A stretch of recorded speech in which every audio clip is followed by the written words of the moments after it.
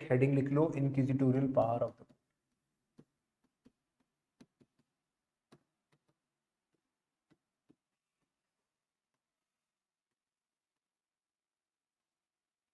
इंक्विजिटोरियल power of court.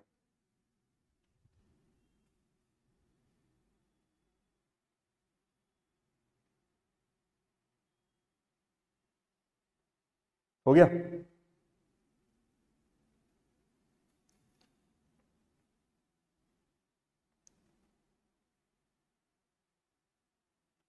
Okay. इस topic के अंदर जो मेन प्रोविजन है हमारा वो तो है सेक्शन 168। तो पूरी कहानी 168 बीएसए के अराउंड घूमेगी। ठीक है, पर इसी को हम कनेक्ट करेंगे बीएनएसएस के प्रोविजंस के साथ, particularly section 348 of BNSS and 351 BNSS.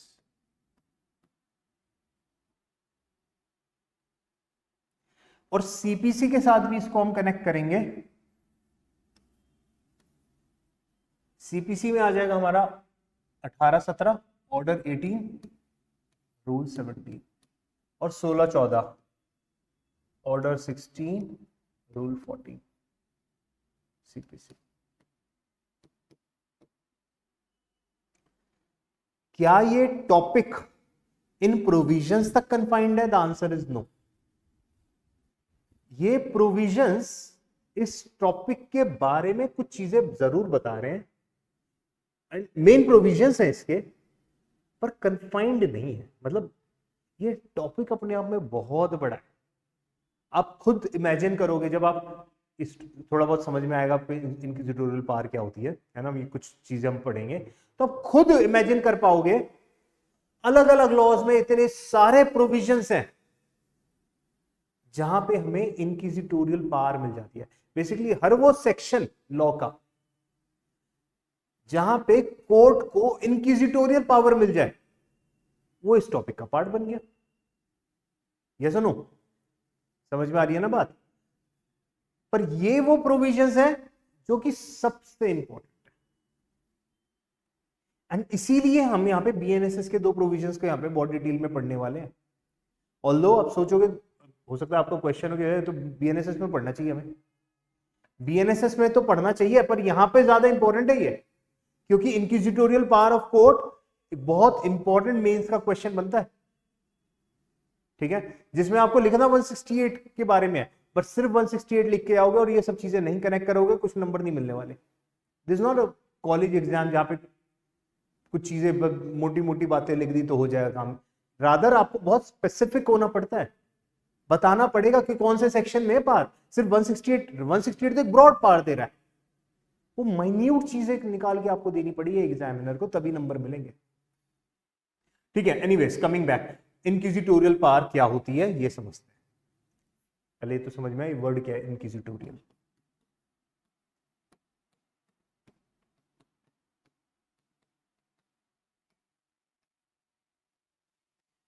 What is the meaning of inquisitorial? Inquisitorial मतलब एक ऐसी सिचुएशन जहां पे जज साहब बढ़ चढ़ के हिस्सा लेते हैं, जहां पे court play a proactive role.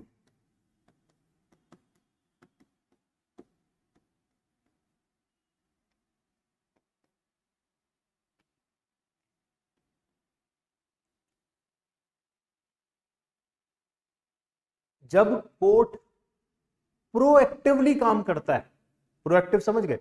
मतलब जो काम है उससे एक स्टेप आगे जाके काम कर रहा है। मे बी ऐसे समझ लो, कोर्ट का टाइम है 5 बजे तक, मे बी 9 बजे तक काम कर रहा है।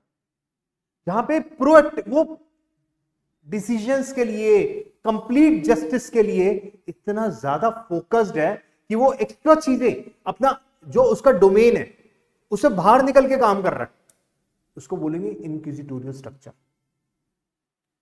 ठीक है, इसको और अच्छे से समझने के लिए हमें एक्चुअल में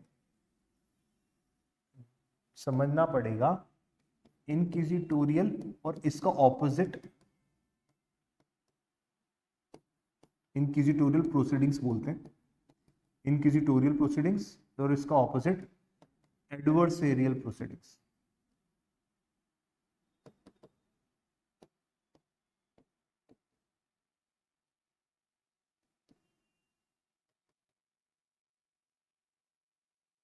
इंक्विजिटोरियल प्रोसीडिंग्स और एडवर्सेरियल प्रोसीडिंग्स में क्या डिफरेंस है,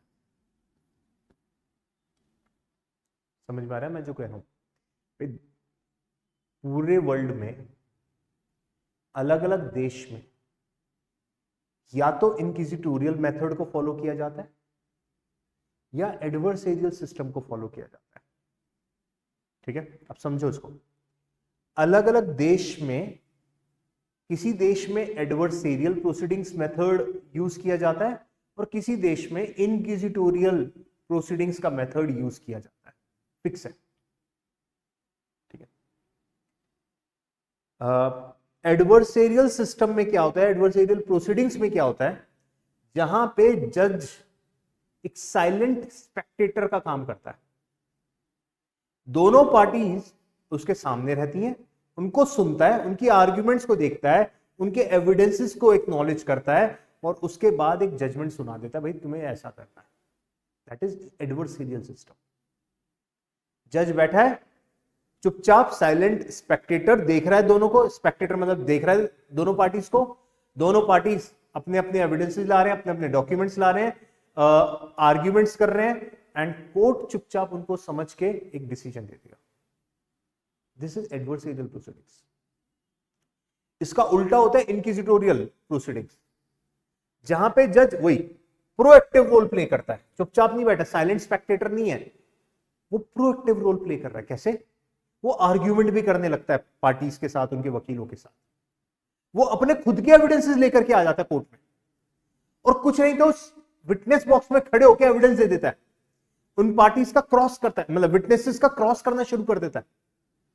जहां पे जज एक तरीके से वकील का काम कर रहा है, प्रोएक्टिव रोल प्ले कर रहा है, एविडेंसेस को कलेक्ट करना। भाई एविडेंस कलेक्ट करने जज का काम कोई ना, उसके लिए तो अलग एजेंसीज है या पार्टीज करेंगे, या तो वो पुलिस वगैरह करेगा, इन्वेस्टिगेटिंग एजेंसी जो होती है। पर जज स्पॉट पे जा रहा है, वहां से एविडेंसेस ढूंढ के ला रहा है, कोर्ट में लाके उसको प्रोड्यूस कर रहा है, उनके ऊपर क्रॉस क्वेश्चनिंग कर रहा है पार्टीज के साथ, अपने खुद के नए विटनेसेस को बुला रहा है, उनको क्रॉस कर रहा है, उनका चीफ करा रहा है, आर्ग्यूमेंट में पार्टिसिपेट कर रहा है। ऐसी प्रोसीडिंग्स को बोलते हैं इंक्विजिटोरियल प्रोसीडिंग्स। समझ में आ गया? अब ये बताओ हमारे देश में क्या चलता है, एडवर्सेरियल या इंक्विजिटोरियल? आपने देखा किसी जज को स्पॉट पे जाते हुए एविडेंसेस को कलेक्ट करते हुए?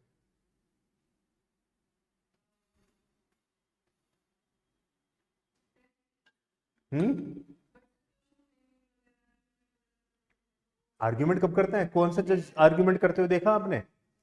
क्वेश्चंस पूछते हैं, वो अलग बात है, अपने विटनेसेस को ला रहे हैं, उनके साथ उनको क्रॉस कर रहे हैं, विटनेस बॉक्स में खड़े हो गए, कभी देखा ऐसे? तो चेंबर से बाहर आ जाओ, बहुत बड़ी बात नहीं है।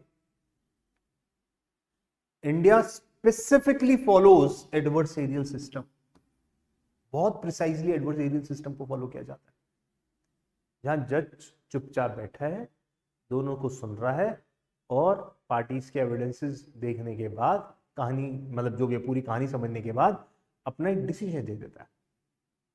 This is adversarial system. अच्छा, अब आपको लगेगा यार ये तो इंक्विजिटोरियल बढ़िया है, जज को तो प्रोएक्टिव काम करना चाहिए।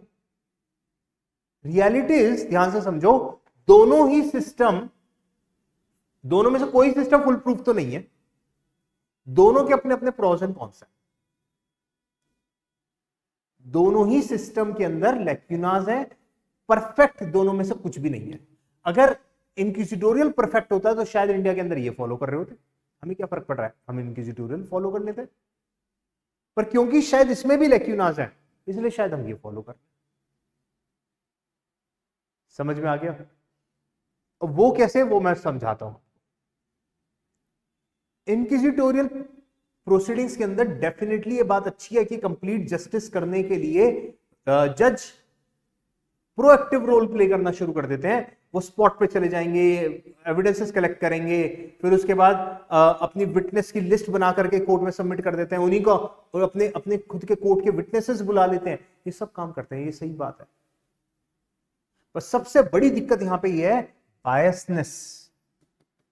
सबसे बड़ी प्रॉब्लम इस प्रोसीडिंग्स के अंदर है बायसनेस ऑफ जज। जज साहब ने एविडेंसेस कलेक्ट करे, एक पार्टी के फेवर में मिल गए, दूसरे के नहीं फेवर में कुछ नहीं मिला, बायस हो जाएगा, उसको लगेगा हाँ यही बंदा सही है। चांसेस ऑफ करप्शन कितना ज्यादा इंक्रीज हो जाएगा सोचो। आज जज कुछ सोशल इवेंट अटेंड करने से पहले उनको परमिशंस लेनी पड़ती हैं, और यहां तो वो स्पॉट पे जा रहा है, पार्टी से मिल रहा है, विटनेसेस से मिल रहा है। चांसेस ऑफ करप्शन कितना ज्यादा इंक्रीज हो जाएगा। Plus it's a very time taking process. अब सोचो, आप एक चीज इमेजिन करो, एक जज की कोर्ट में आपका केस लगा हो, वो जज साहब तो एविडेंसेस कलेक्ट करने गए, क्या होगा आपके केस का क्या होगा? अगली डेट लगेगी। This system is not at all suitable for a big country like India, जहां पे इतनी ज्यादा लिटिगेशन है। पॉपुलेशन तो वर्ल्ड में सबसे ज्यादा है ही, लिटिगेशन कितनी ज्यादा है।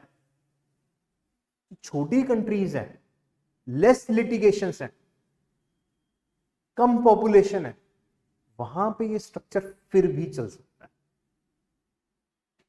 ठीक है, अब एडवर्सेरियल प्रोसीडिंग्स की बात करें, यहां एट टाइम्स कंप्लीट जस्टिस नहीं हो पाएगा, प्रॉपर जस्टिस नहीं हो पाता। ये एक लैक्यूना है यहां पे। मतलब दोनों ही सिस्टम के अंदर अपनी अपनी खामियां हैं। परफेक्ट तो वैसे भी कुछ होता ही नहीं है, पर फिर भी दोनों में से बेटर एडवर्सेरियल ही, मुझे तो एडवर्सेरियल ज्यादा बेटर लगता है, क्योंकि जज का काम एविडेंस कलेक्ट करना नहीं है, और जो एविडेंस है उनके ऊपर जजमेंट सुनाना है। अदरवाइज इतना कंपैरेटिवली ये स्पीडियर है। ठीक है, ये बेनिफिट है इसका। चलो हम तो लैक्यूनास लिख रहे थे, ये हटा देते हैं।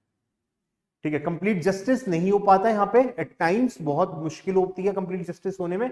ये किसका सबसे बड़ा डीमेरिट है।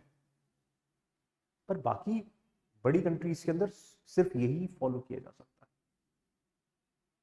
ठीक है, लेकिन हमने क्या करा, हमने एडवर्सेरियल सिस्टम को फॉलो किया और उसको ब्लेंड कर दिया इंक्विजिटोरियल प्रोसीडिंग्स के साथ। तुम समझो इसको, यही हमारा टॉपिक है आज का। हमने देखा इंक्विजिटोरियल मेथड के अंदर, जहां भी जिन देशों में इंक्विजिटोरियल मेथड चल रहा है, उन देशों में इंक्विजिटोरियल प्रोसीडिंग्स किस तरीके से चल रही हैं, उनके मेन चीजें निकाल ली और उसको हमने एडवर्सेरियल प्रोसीडिंग के अंदर ऐड कर दी। मतलब ब्रॉडली हम एडवर्सेरियल स्ट्रक्चर को फॉलो कर रहे हैं विद फ्यू एलिमेंट्स ऑफ इंक्विजिटोरियल। इसलिए ब्लेंड हो गया ये सिस्टम, इंक्विजिटोरियल और एडवर्सेरियल को ब्लेंड करके नया सिस्टम बना दिया। इसके अंदर जो अच्छी अच्छी चीजें वो निकाल के यहीं पर ही डाल दी। जैसे हमारे देश में आज भी कोर्ट स्पॉट पे जाके एविडेंसेस कलेक्ट कर सकता है।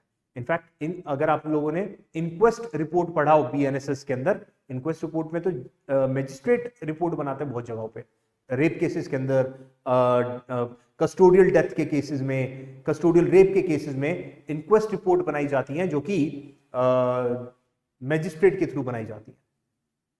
कोर्ट अपने विटनेसेस को कॉल कर सकता है। ये पार हम पढ़ेंगे सेक्शन 348 बीएनएसएस के अंदर। ऑर्डर 18 मैं अभी जो बता रहा था आपको, ऑर्डर 18 रूल 17 के अंदर, सीपीसी के अंदर भी ये पार है कि कोर्ट अपने विटनेसेस को बुला सकता है, उनसे कभी भी कुछ भी पूछ सकता है। आर्गुमेंट जो मैं बता रहा हूं, कुछ भी पूछ सकता है किसी भी पार्टी से। 168 बीएसए के अंदर ये पढ़ेंगे। ये सब प्रोविजंस इंक्विजिटोरियल पावर कोर्ट को प्रोवाइड कर रहे हैं। उसको बेसिकली हमारा जो एडवर्सेरियल स्ट्रक्चर है उसको इंक्विजिटोरियल के साथ ब्लेंड कर रहे हैं। समझ में आया? तो इसलिए इनफैक्ट अगर सोचें तो हमारा जो स्ट्रक्चर है, हमारे देश में जो स्ट्रक्चर फॉलो किया जा रहा है प्रोसीडिंग्स का, वो कंपैरेटिवली बहुत से देशों से बहुत बेटर है। जहां हमने एसेंशियली अपने सिस्टम को एडवर्सेरियल बनाया due to the number of litigations which we have, due to the size of the nation, due to the size of the population, हमने एडवर्सेरियल सिस्टम को फॉलो किया और उसमें कुछ इंक्विजिटोरियल चीजों को ऐड कर दिया जिससे कि हमारा स्ट्रक्चर और ज्यादा बेटर बन सके। और जस्टिस, जो complete justice eight times adversarial में नहीं हो पाता, वो क्योंकि इन प्रोविजंस को हमने यहां पे ऐड कर दिया, तो अब कंप्लीट जस्टिस भी हो पाता है। समझ में आ गया? कोई सही गलत कुछ नहीं है, मतलब राइट रॉन्ग कुछ नहीं है सिस्टम कि ये सही है ये गलत है, ऐसा कुछ भी नहीं है। तो अगर आपके एग्जाम इंटरव्यू में क्वेश्चन आ जाए कि भाई आपके हिसाब से एडवर्सेरियल बेटर है इंक्विजिटोरियल बेटर है, तो आपको आंसर यही करना है कि सर दोनों ही फुल प्रूफ नहीं है। फिर भी in India which we wherein we follow adversarial system with the blend of some provisions of inquisitorial, so that makes our system very unique and better as compared to many other nations.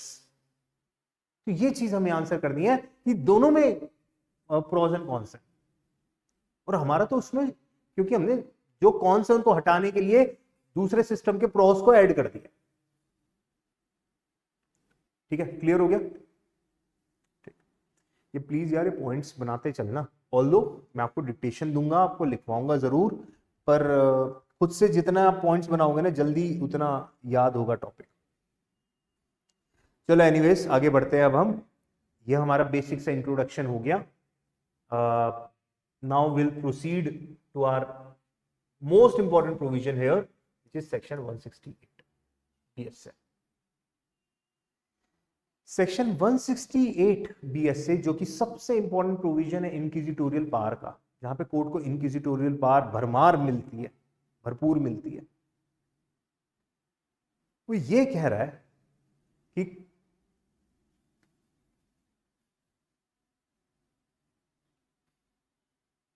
Purpose क्या है इसका section का,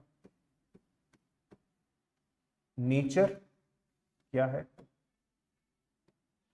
पार का, मतलब 168 की जो पार है उसका पर्पस क्या है, क्यों बनाई है, नेचर क्या है, किस तरीके की है, नेचर मतलब किस तरीके की है, देन बार क्या लगाई हुई है, बार क्या है, और इस पावर को रेगुलेट कैसे किया जाता है, रेगुलेट मतलब कंट्रोल, कंट्रोल कैसे किया जाए, क्योंकि बहुत वाइड पावर्स हैं, अभी देखते हैं। सेक्शन 168, अब इसके ऊपर आएंगे, मैं वैसे बता रहा हूं सुनो। सेक्शन 168 ये कहता है कि कोर्ट किसी भी पार्टी, सुनो उसको, कोर्ट किसी भी पार्टी से, सिविल केस हो क्रिमिनल केस हो, प्लेंटिफ डिफेंडेंट या क्रिमिनल में हो गया कौन, प्रोसिक्यूशन डिफेंस, कोर्ट किसी भी केस के अंदर किसी भी पार्टी से या किसी भी विटनेस से किसी भी स्टेज पे किसी भी टाइम पे कुछ भी पूछ सकती है। ठीक है, जिससे जो पूछा जाएगा उसको उस बात का आंसर करना पड़ेगा। कुछ एक्चुअल में ये जो पावर है 168 की, ये दो पार्ट्स में डिवाइड हो जाती है, power to ask question and power to call documents and thing. सुनो इसको, पावर टू आस्क क्वेश्चन, कुछ भी पूछने की पावर, पावर टू समन और कॉल फॉर एनी डॉक्यूमेंट और थिंग, कुछ भी सामान मंगवाने की पावर की। अच्छा तू ना ये वाला, अच्छा मर्डर वेपन वहां पे रखा है, लेके आओ मेरे पास, समन कर दिया मर्डर वेपन। कुछ भी डॉक्यूमेंट है, उस पार्टी के पास ये डॉक्यूमेंट है, मेरे पास लेकर आओ। कुछ भी डॉक्यूमेंट, कुछ भी थिंग को अपनी कोर्ट में वो सम्मन कर सकता है। सोचो कितनी वाइड पावर्स है, किसी भी टाइम पे किसी भी पार्टी से किसी भी विटनेस से कुछ भी पूछ सकता है। वो ये भी पूछ सकता है तूने खाने में क्या खाया था, and that party has to reply. और दूसरी पावर क्या है कि कोर्ट किसी भी सामान को या किसी भी डॉक्यूमेंट को सम्मन कर सकता है अपनी कोर्ट में, मंगवा सकता है इंस्पेक्शन करने के लिए, मुझे देखना है ये क्या है। तो इतनी वाइड पावर दे रखी है 168 में, and this is what inquisitorial power, जहां पे कोर्ट प्रोएक्टिवली काम कर रहा है, प्रोएक्टिव रोल प्ले कर रहा है। क्लियर? बट उससे पहले हमें यह भी समझना है, ठीक है पावर तो इतनी वाइड दे दी, किस लिए दी गई है, वो पर्पस। इनफैक्ट सुप्रीम कोर्ट की इसके ऊपर कई सारी जजमेंट्स हैं जो ये कहता है कि जो जजमेंट्स ये कहती हैं कि जो पावर दे रखी है ना 168 में, जज को किस लिए दिए ये पावर उसको कभी नहीं भूलना, मतलब अपनी पावर का मिसयूज नहीं करना। पर्पस क्या है इस पावर के पीछे, वो हमेशा ध्यान रखना है। पर्पस क्या है? टू नो, टू ऑब्टेन और to discover proof, proper proof of relevant facts. आप पूछ तो चाहे रेलेवेंट रहे हो चाहे इरेलेवेंट फैक्ट के बारे में, ध्यान से सुनो, आप कुछ भी पूछो, आप ये पूछो कि तूने खाने में क्या खाया था, आप ये पूछो कि मर्डर क्यों हुआ था, मतलब कुछ भी पूछ सकते हो, रेलेवेंट इररेलेवेंट। पर हमेशा ये बात का ध्यान रखना, मैं पर्पस के बारे में बता रहा हूं, ये ध्यान रखना पर्पस क्या है।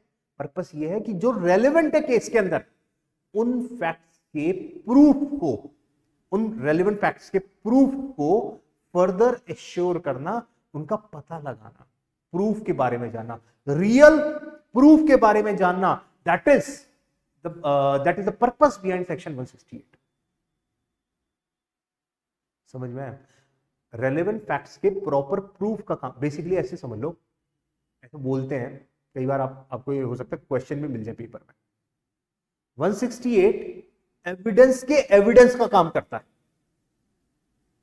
सेक्शन 168 एविडेंस के एविडेंस का काम करता है, मतलब एक पार्टी ने बोला सर ऐसा था, ये फैक्ट है कि इसके अंदर रेलेवेंट फैक्ट है, ठीक है। किसी एक पार्टी ने कहा सर ऐसा ये है, ये हुआ था, उसने उसके लिए एविडेंस भी दे दिया।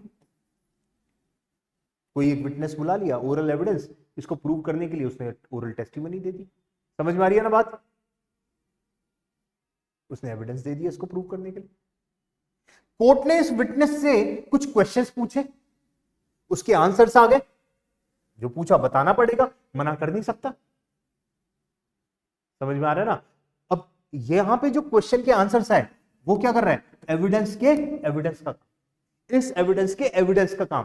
क्या ये एविडेंस ऑथेंटिक है, ट्रस्टवर्दी है, रिलायबल है, इसको जानने के लिए कोर्ट उससे और क्वेश्चंस पूछ रहा है, जिससे कि उसकी रिलायबिलिटी, उसकी ट्रस्टवर्दीनेस चेक हो सके। इसीलिए कहते हैं कि सेक्शन 168 बीएसए एविडेंस के एविडेंस का काम करता है, और तो पेपर में नहीं लिखना ये। एक्चुअल में पर्पस क्या है? टू ऑब्टेन और टू डिस्कवर और obtain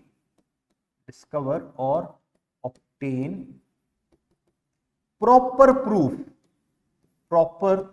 proof of relevant facts.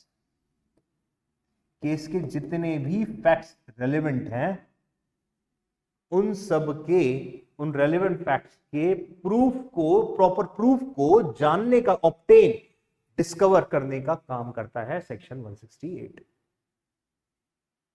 आपकी अंडरस्टैंडिंग के लिए मैं बता रहा हूं, एविडेंस के एविडेंस का काम करता है सेक्शन 168।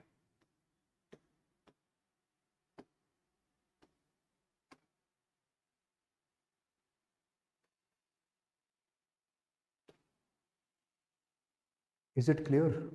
और नेचर की जहां तक बात है, अभी मैंने बताई नेचर किस तरीके की पावर है। इस पावर को हम दो पार्ट्स में डिवाइड करेंगे। नेचर मतलब पावर किस चीज की? आस्क क्वेश्चंस,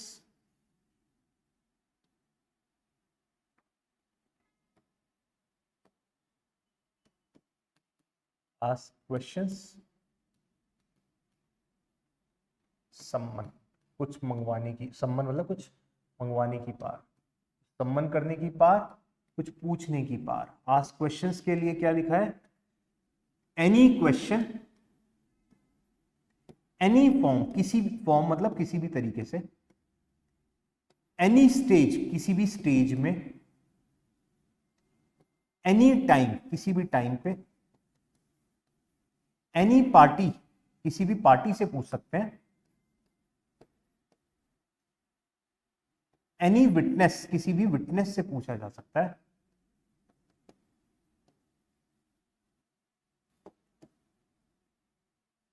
एनी फैक्ट, किसी भी फैक्ट के लिए पूछा जा सकता है। एनी फैक्ट का मतलब हो गया चाहे वो फैक्ट केस के अंदर रेलेवेंट हो चाहे इररेलेवेंट हो। देखो एनी वर्ड इतनी बार यूज कर दिया, इतना स्कोप वाइड हो जाता है इस पावर का। किसी भी क्वेश्चन, कोई भी क्वेश्चन, किसी भी तरीके से, किसी भी स्टेज में, किसी भी स्टेज मतलब इन्वेस्टिगेशन, इंक्वायरी, ट्रायल, कोई भी स्टेज में, किसी भी टाइम पे, किसी भी पार्टी से, किसी भी विटनेस से, किसी भी फैक्ट के ऊपर क्वेश्चंस पूछे जा सकते हैं। जिससे जो पूछा जा रहा है बताना पड़ेगा उसको।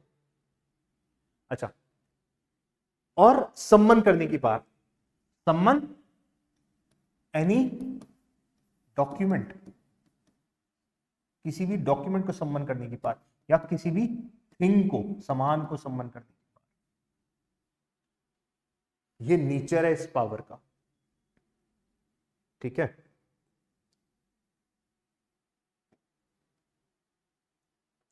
और जो पूछा जा रहा है, एक सेकेंड,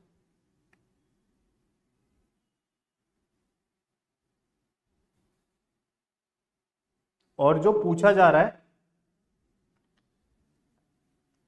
बार की बात करें, जो पूछा जा रहा है कोई भी पार्टी उसको ऑब्जेक्ट नहीं कर सकती कि सर ये क्यों पूछ रहे हो आप। और जो भी पूछा गया, दो है यहां पे बार,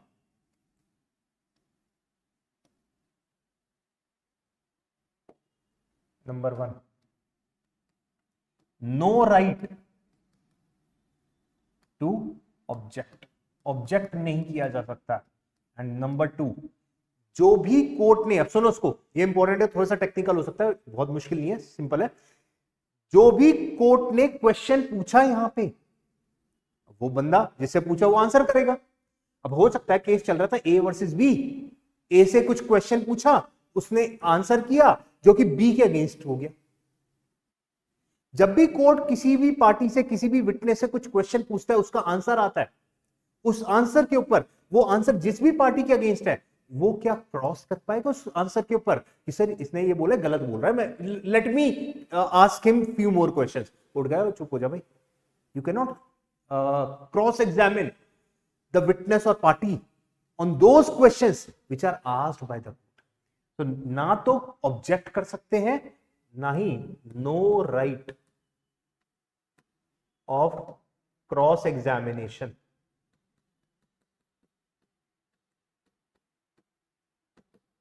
on the questions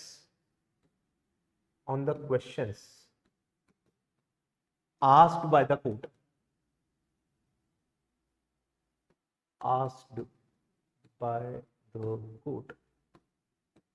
जो भी कोर्ट ने पूछा, हाँ, जो पार्टी ने उस विटनेस से पूछा उसके ऊपर जो एडवर्स पार्टी होगी, ऑपोजिट पार्टी होगी, उसका क्रॉस करेगी।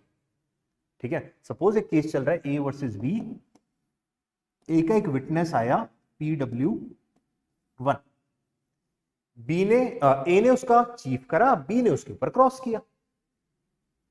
फिर कुछ क्वेश्चंस कोर्ट ने इस PW1 से पूछे, बी कहते सर मुझे उनके ऊपर क्रॉस करना है। दैट इज नॉट पॉसिबल, क्योंकि there is no right of cross examination on the questions asked by the court. जो पार्टी क्वेश्चंस पूछ रही है आप उनके ऊपर तो क्रॉस कर सकते हो, पर जो कोर्ट क्वेश्चन पूछता है उनके ऊपर राइट ऑफ क्रॉस एग्जामिनेशन नहीं होता। क्लियर? हाँ, कोर्ट अगर अलाउ कर दे तो कर सकते हो, मतलब आप कोर्ट से रिक्वेस्ट कर सकते हो कि सर मुझे क्रॉस एग्जामिन करने दो, आप प्लीज मुझे इसको अलाउ कर दो। कोर्ट ने अलाउ कर दे तो you can cross examine, otherwise as a general rule cross examination नहीं होता। वैसे नॉर्मली क्या होता है, जब भी कोई पार्टी कोई क्वेश्चन पूछती है किसी से भी और जिसके अगेंस्ट उसका आंसर आता है, वो पार्टी उसका क्रॉस कर सकती है। ठीक है, पर this does not happen in the cases where the questions are asked by the court. अगर कोर्ट क्वेश्चन पूछता है तो वहां पे party can not cross examine. ठीक है, yes, with the permission of the court examination. तो बार समझ में आ गई, बार क्या है? बार क्या है? पहली बार एक तो ऑब्जेक्शन नहीं रेज कर सकते, और दूसरी बात जो भी क्वेश्चन के आंसर्स आए आप उनके ऊपर क्रॉस नहीं कर सकते। ठीक है, कितनी वाइड पावर है ना, कितनी बड़ी पावर।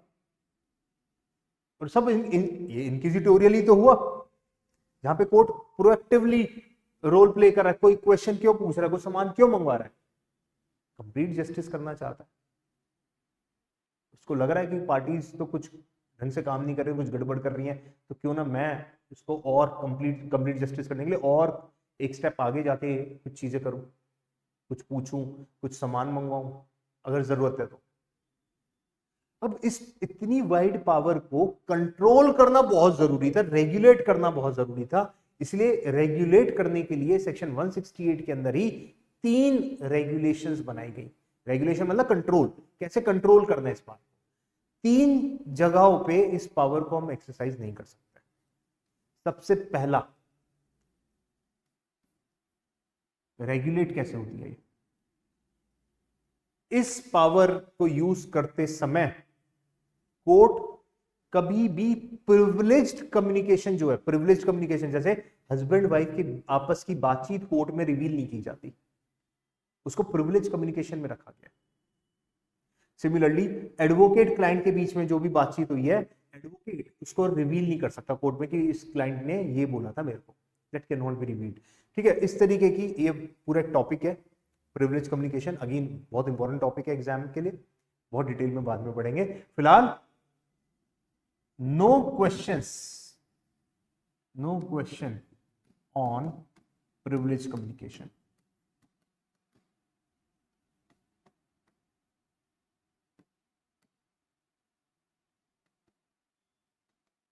ठीक है, प्रिविलेज कम्युनिकेशन कहां दिया हुआ है, सेक्शन 127 से 136। 127 बीएसए के हैं ये। ठीक है, एविडेंस में था 121 से 130 तक, अभी आगे 127 से 136 तक, 127 से 136। तो 127 से 136 जहां पे प्रिविलेज कम्युनिकेशन के रूल्स मिलते हैं, जैसे मैंने आपको 2-3 एग्जांपल दिए। हस्बैंड वाइफ के बीच में आपस में जो बातचीत है वो रिवील नहीं कर सकते, एडवोकेट क्लाइंट के बीच में कोई बातचीत है उसको रिवील नहीं कर सकते। जो अब सपोज हस्बैंड वाइफ के बीच में प्रिविलेज कम्युनिकेशन पता है कोर्ट को, फिर भी वाइफ से पूछा तेरे को इसने क्या बताया था मुझे बता, अपनी इस पावर को यूज करते हुए एनी क्वेश्चन, कुछ भी पूछ सकता हूं मैं तो, रोने का नाम भाई, तू सब कुछ पूछ सकता है, लेकिन जो प्रिविलेज कम्युनिकेशन है उसके ऊपर क्वेश्चंस नहीं पूछ सकता। दूसरा, और क्या नहीं कर सकते, दूसरी रेगुलेशन है यहां पे, कंट्रोल इसको, इम्प्रॉपर एंड स्कैंडलस क्वेश्चंस नहीं पूछे जा सकते। You can not ask scandalous and improper questions, जो कि सेक्शन 151 एंड 152 के अंदर हमको मिलते हैं। ठीक है, जिससे कि कोई मतलब कोई ऐसे क्वेश्चन जिससे किसी वुमेन की डिग्निटी हार्म हो जाए। ठीक है, तो उस तरीके के क्वेश्चंस नहीं पूछे जा सकते। ओके, थर्ड, जब कोर्ट के पास ये पावर दे रखी है कि कोर्ट किसी भी सामान को, किसी भी डॉक्यूमेंट को अपने पास मंगवा सकता है, उसको यूज कर सकता है, उसको इंस्पेक्शन कर सकता है, उसको जजमेंट में यूज कर सकता है, एक काम नहीं कर सकता, अगर प्राइमरी एविडेंस नहीं है, कोर्ट सेकेंडरी एविडेंस नहीं मंगवा सकता। मतलब court can not call for secondary evidence until primary evidence की डिस्पेंसेशन की परमिशन ना ले लियो। इसको मैं थोड़ा एक्सप्लेन करता हूं। वैसे हमारा अगला ही इस टॉपिक के बाद, मतलब इंक्विजिटोरियल पार्ट जब हमारी खत्म होंगी, अगला टॉपिक है प्राइमरी सेकेंडरी एविडेंस। उसका रूल क्या है मैं आपको थोड़ा बेसिक सा बता देता हूं इस पॉइंट को समझने के लिए। रूल ये है कि अगर कोई चीज राइटिंग में है, ये सब लिखा हुआ है, ठीक है, तो इसको प्रूव करना है कि क्या लिखा हुआ है, तो आपको डॉक्यूमेंट्री एविडेंस देना पड़ेगा। और डॉक्यूमेंट में कौन सा, ओरिजिनल या इसकी फोटोकॉपी? ओरिजिनल को बोलेंगे प्राइमरी एविडेंस और उसकी फोटोकॉपी को बोलेंगे सेकेंडरी एविडेंस। रूल ये है कि कोई भी डॉक्यूमेंट को कंटेंट को प्रूव करना है तो आपको प्राइमरी एविडेंस देना पड़ेगा, ठीक है, ओरिजिनल देना पड़ेगा। अगर आपके पास ओरिजिनल नहीं है तब आप सेकेंडरी एविडेंस, मतलब मे बी उसकी फोटोकॉपी, और भी बहुत सारे होते हैं, लेट्स सपोज एग्जांपल ले रहे हैं, उसकी फोटोकॉपी आप तब दे पाओगे अगर प्राइमरी अवेलेबल नहीं है, नंबर 1। एंड नंबर 2, आपने सेक्शन 60 के अंदर कोर्ट से परमिशन ले रखी है। प्राइमरी एविडेंस तो बिना परमिशन के आप दे सकते हो, पर अगर सेकेंडरी एविडेंस आपको देना है तो कोर्ट से परमिशन ली जाती है कि सर मेरे पास प्राइमरी एविडेंस अवेलेबल नहीं है, due to this reason, and आप प्लीज मुझे अलाउ कर दो कि मैं सेकेंडरी एविडेंस दे सकूं। अगर कोर्ट सेकेंडरी एविडेंस की परमिशन दे देता है 60 के अंदर, तो आप सेकेंडरी एविडेंस कोर्ट में दे पाएंगे, अदरवाइज नहीं दे पाएंगे। समझ में आया ये rule? So secondary evidence can be given only with the permission of the court taken under section 60 of the BSA. पहले था 65 ऑफ एविडेंस एक्ट। यहां पे रूल क्या है कि अगर आप यहां पे आप कोर्ट कुछ भी मंगवा सकते हो, कोई भी डॉक्यूमेंट, कोई भी थिंग मंगवा सकते, प्राइमरी सेकेंडरी कुछ भी मंगवा सकता है, कोर्ट कुछ भी कर सकता है, लेकिन सेकेंडरी एविडेंस अलाउ नहीं कर सकता अंटिल 60 की परमिशन हो। मतलब एक पार्टी ने 60 में परमिशन ली नहीं है, कोर्ट ने फिर भी उसकी फोटोकॉपी मंगवा ली, दैट इज नॉट पॉसिबल, ठीक है। Court can not allow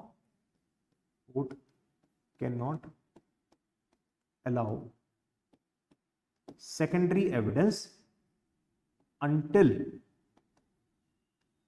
permission, किस सेक्शन में? Under section 60 is obtained, please सही से लिख रहे, is obtained। अगर पार्टी ने 60 के अंदर परमिशन ऑब्टेन की है तो ही, मैं कर ही देता हूं उसको, ठीक।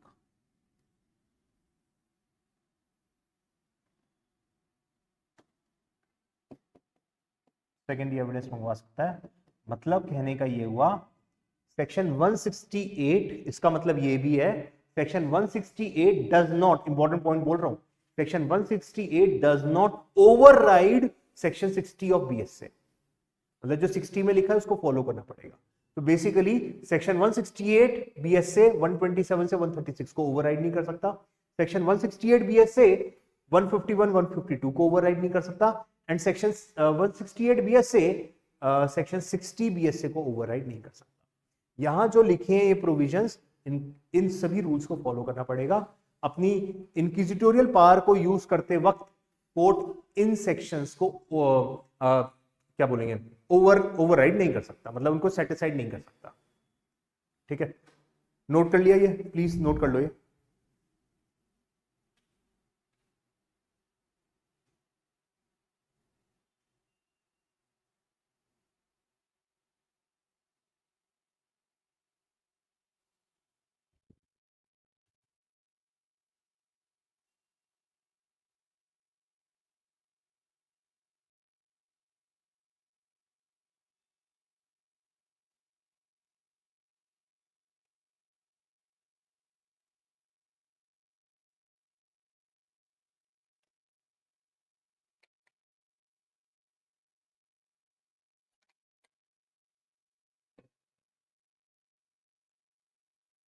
डन,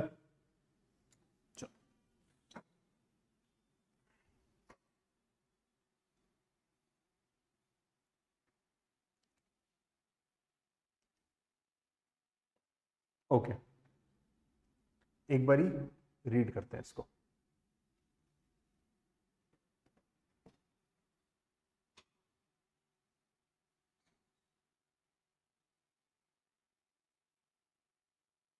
देखो, द जज में एक तो डिस्क्रिशन है यहां पे, इन ऑर्डर टू, पर्पस क्या है, डिस्कवर और obtain proper proof of relevant facts, relevant fact की सच्चाई तक पहुंचने के लिए, यही तो पर्पस है। यहां पे नोट कर लो पर्पस, कीवर्ड है आपके सेक्शन के। एग्जाम में अगर इसके ऊपर क्वेश्चन आएगा और अगर आपने ये लिख दिया, मतलब बहुत अच्छा इंप्रेशन पड़ेगा। तो कीवर्ड्स का हमेशा ध्यान रखा करो।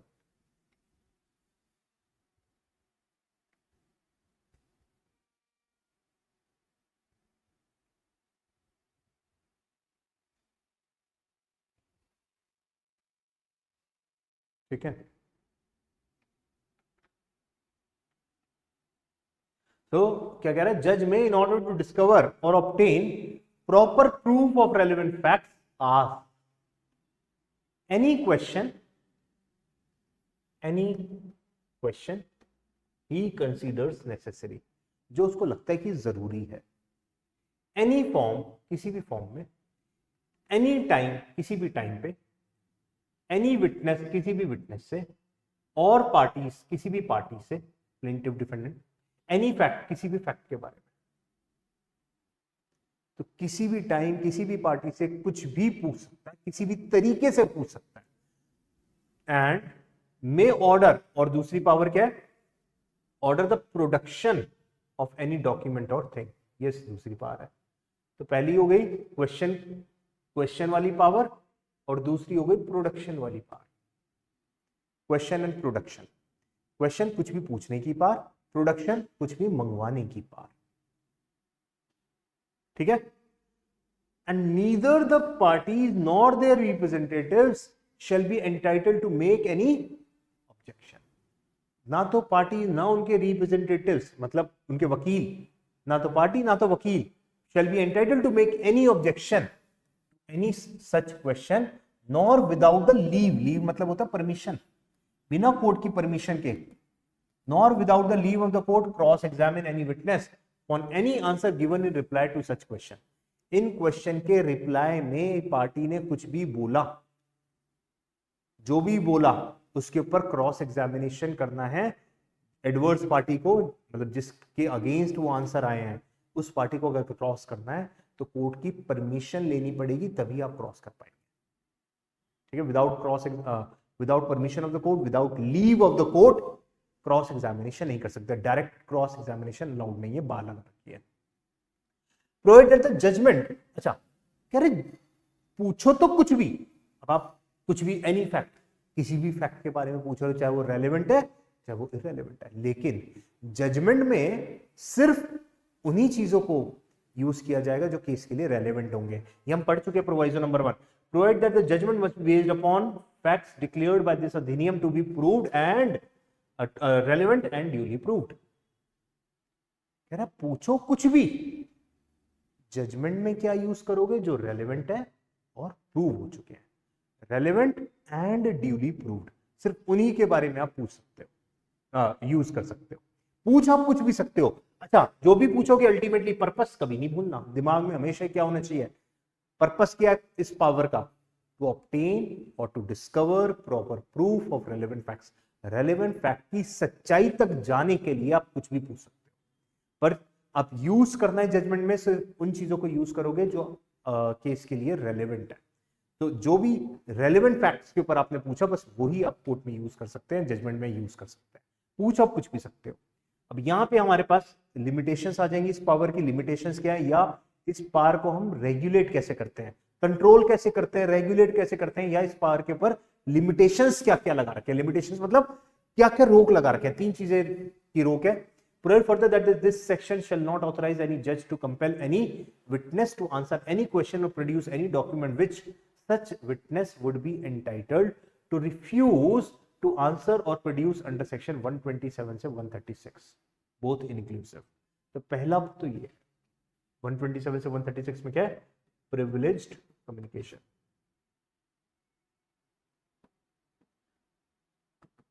privileged communication 127 से 136 के अंदर उनको आप नहीं पूछ सकते, ना तो उनके ऊपर क्वेश्चन पूछ सकते हैं, ना ही कुछ सामान मंगवा सकते हैं। ठीक है, बाहर लगा दी तो ठीक भी है, मतलब ओवरराइड नहीं कर पाएगा 127 136 both in. If the question were asked और the document were called for by the adverse party, nor shall the जज ask any question which it would be improper for any other person to ask under section 151 और 152। 151 152 में जो improper scandalous questions हैं, जो कोई party नहीं पूछ सकती किसी भी विटनेस से, किसी भी पार्टी से, वो जज भी नहीं पूछ सकता। जो बार पार्टीज के ऊपर लगी हुई है 151 152 वाली, वो पार्टी वो जज के ऊपर भी लगेंगे। Nor shall he dispense with primary evidence of any document except in the case of hereinafter excepted except in the cases hereinbefore मतलब सेक्शन 60 एक्सेप्टेड।